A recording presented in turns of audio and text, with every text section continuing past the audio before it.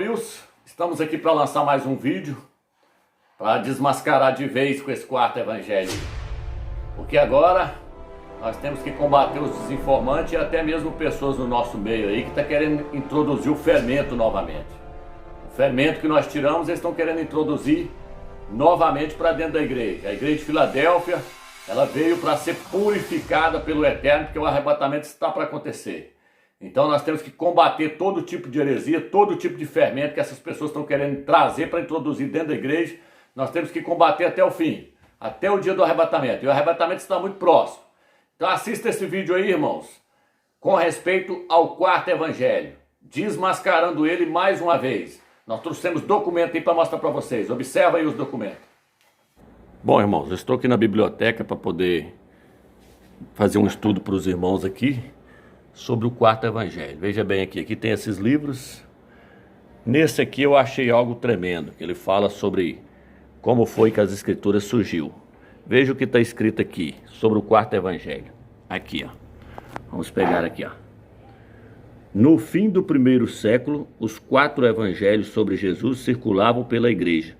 O líder cristão Justino Marte, nascido por volta do ano 100 depois do Machia, foi um dos primeiros a declarar que conhecia e tinha esses escritos em alto apreço, embora, ao que parece, não estava ciente da existência do Evangelho de João. Aproximadamente no ano 150, ele fez referência aos evangelhos como memória dos apóstolos. Ou seja, ele não conhecia o quarto evangelho. Está entendendo, irmãos?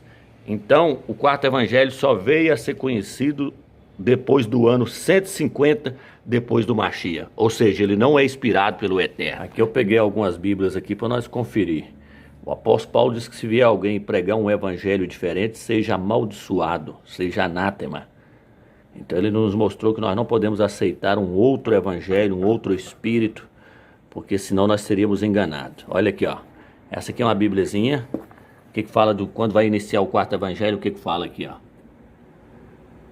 O evangelho segundo João é diferente dos 3 primeiros. Tá vendo? Ó, vamos pegar outra bíblia aqui, ó. Essa aqui, ó. Bíblia Sagrada, edição com letras vermelhas. Vamos ler nela aqui. O evangelho de João é diferente dos outros. Tá vendo? Ele é diferente. Vamos pegar outra aqui. Essa aqui. Bíblia Pastoral. O que está escrito nela, Ramilson? Os 4 evangelhos. Ó. O quarto evangelho é bem distinto dos anteriores, na linguagem e no conteúdo. Tá vendo aí? Então, irmãos, vou te mostrar mais Bíblia aqui para você ver que ele é imundo, ele é herético, ele é diferente. Por isso que Paulo falou, se vier alguém pregar um outro evangelho, seja amaldiçoado, seja anátema. Essa aqui também diz, ó.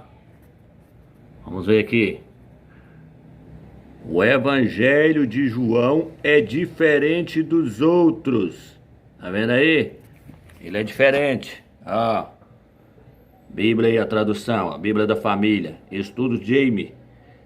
Então, ele é apócrifo. Ele não tem nada a ver com Mateus, Marcos e Lucas, que narrou a história de Yahshua, o homem. Ele quer pregar um Deus encarnado.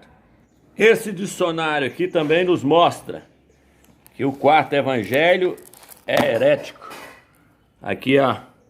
Olha o que está escrito. O quarto evangelho diferente, fortemente dos sinóticos. Fortemente, é totalmente diferente dos sinóticos, de Mateus, Marcos e Lucas. Em conteúdo e organização, a diferença é tão radical que alguns estudiosos têm desafiado sua autenticidade. Ou seja, pessoas estudadas não aceitam que foi o apóstolo João, o apóstolo Yohana que escreveu ele. Eles mostram que não foi ele que escreveu, foi outro autor. Aqui, isso aqui o irmão já mostrou na Bíblia de Jerusalém num vídeo anterior aí, ó. Mais acima vimos que o autor do quarto evangelho afirma diversas vezes a divindade do Machia. O quarto evangelho está sempre pregando que Yahshua é o próprio Criador, o próprio Eterno. Aqui agora, qual é o autor do quarto evangelho? Ou antes, quais são os autores? uma vez que esse evangelho provavelmente se forma em etapas sucessivas. Foi escrito por vários autores. A autoria dele terminou no ano 150, aí a Bíblia de Jerusalém falando sobre isso aí, ó.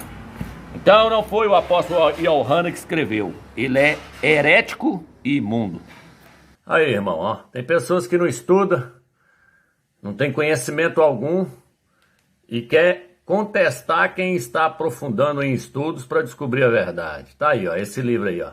Esse livro aqui é antigo, eu comprei ele tem muito tempo já. Esse livro aqui é encontrado lá nos Estados Unidos. O nome do autor desse livro é Bart Ehrman.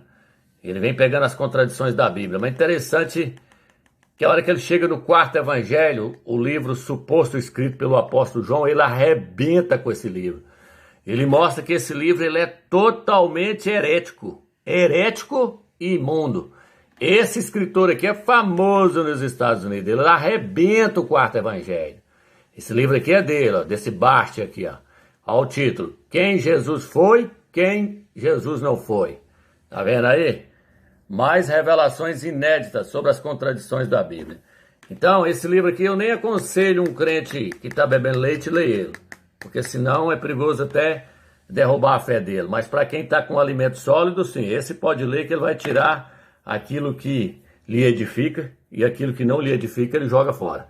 Mas tá aí, eu vou te mostrar algumas passagens desse livro, mostrando para vocês que o quarto evangelho é imundo e é herético. Aí, irmãos, olha o que está escrito aí, ó. Algumas diferenças fundamentais entre João e os evangelhos sinóticos. Entre o suposto João, né, que não foi João que escreveu. Olha o que ele vai falar aqui agora, ó.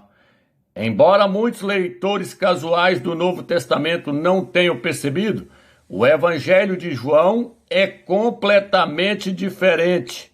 O evangelho suposto escrito por João é totalmente diferente, completamente diferente. Com exceção das narrativas da paixão. A maioria das histórias encontradas em João não está nos sinóticos, ou seja, não está em Mateus, Marcos e Lucas. E grande parte da história dos sinóticos não é encontrada em João. E quando elas abordam assuntos semelhantes à história de João, são marcadamente diferentes das outras. E isto pode ser percebido fazendo-se uma espécie de comparação global entre o quarto evangelho e os sinóticos. Viu aí, irmãos? Que ele é completamente diferente. Você acha que um apóstolo que andou com os outros vai escrever um livro diferente dos outros apóstolos? Nunca. Ele se rebelou para ele poder escrever um livro de um jeito e os outros escrever de outro. Mateus, Marcos e Lucas lá escreveu um evangelho de uma forma, narrando a história do Machia. Vem um outro aí suposto escrito por João e narra um outro evangelho totalmente diferente. Cuidado, irmãos. Vamos passar para cá. Vamos passar para cá. Agora olha aqui. Vou pegar aqui, ó. Pegar a caneta aqui, vamos ver aqui agora.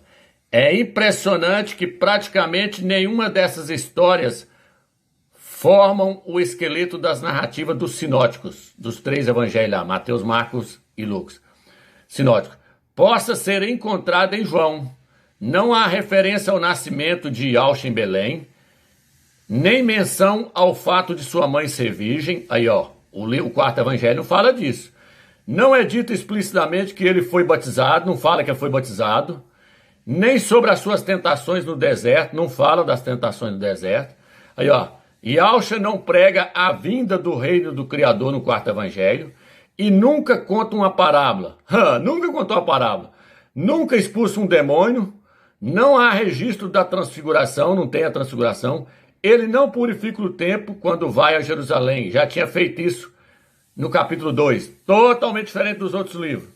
Não instituir a ceia, o partir do pão aí. Não tem o partir do pão no quarto evangelho. Por que não tem? Porque ele não quer o partir do pão. Ele prega contra o partir do pão e fala que Yauxa morreu antes da Páscoa. Esse livro é imundo e herético. Em vez disso, lava os pés dos discípulos. Aí, ó. Isso aqui as pessoas querem lavar o pezinho, né? Mas a parte do pão não quer não, porque não tem no quarto evangelho. Vão lavar o pé no quarto evangelho, tem, ó. Então o autor desse livro aqui, ele desmascara esse quarto evangelho. Ele fala que nesse quarto evangelho ele se afirma ser o próprio Criador. Toda hora ele afirma ser o próprio Deus, o próprio Criador do universo aí, ó. O próprio Zeus, né? Zeus. Então, irmãos, tá aí, ó. Tem que pesquisar, tá o livro aí, ó. Nós falamos e mostramos com documento. É igual esses hereges que estão aí distorcendo as escrituras, querendo enfiar fermento no nosso meio, não. Fermento nós não aceitamos, não. Paulo diz que um pouco de fermento leva da massa toda. Nós não aceitamos outro evangelho nem outro Machia, não. Então, como vocês viram aí, irmãos, esse quarto evangelho ele é totalmente herético e imundo. Tem irmãos que chegam a me perguntar: irmão, por que você pega pesado com o quarto evangelho? Eu pego pesado com o quarto evangelho porque o apóstolo Paulo, ele nos advertiu. Ele disse assim, ó, se vier alguém pregar um outro evangelho, um outro Machia, seja anátema, seja amaldiçoado, vocês não podem receber.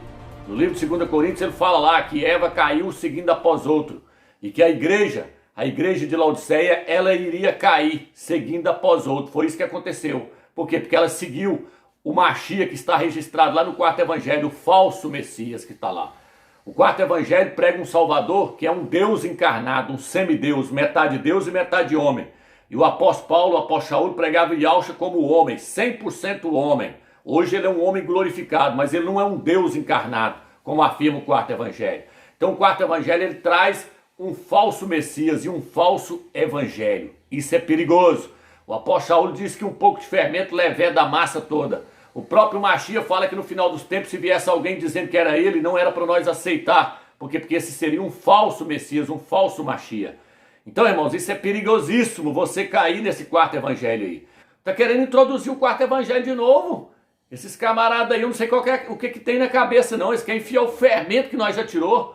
Um pouco de fermento leveda a massa toda. Esse quarto evangelho aí é catolicismo romano purinho.